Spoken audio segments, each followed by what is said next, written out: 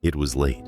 The moon was full, but the clouds covered it most of the time. I was hiding behind the thorn bush outside her hut. My job was simple: to steal the goat she'd taken from my father. It wasn't hers to keep, and I was tired of her taking things from us. But then I heard the crying. The crying came from inside her hut. At first, I thought it was just a baby. Maybe someone had left their child there, thinking she would help. But then the crying turned into screaming, and then it stopped. I couldn't move. My hands were sweating, and my knees hurt from crouching, but I stayed. I peeked through the space between the mud walls and the woven reeds. That's when I saw her. The Queen Mother stood over a fire.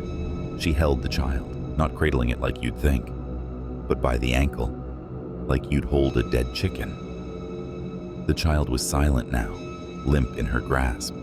She wasn't chanting or doing anything that looked like magic. She just tilted her head back. Her mouth opened wider than I thought possible, and she bit into the child's flesh. I gagged. Her hut was lit with that sick, flickering light, and the shadows made her look like a monster. Her face was smeared with blood, but she didn't care. She was chewing like it was the best meat she'd ever tasted. I ran. I didn't care about the goat anymore. I didn't care if she heard me crashing through the bushes. All I wanted was to get away. When I told my father, he slapped me, said I was making up stories, trying to excuse why I didn't bring the goat back. I didn't try to argue. How do you argue about something like that?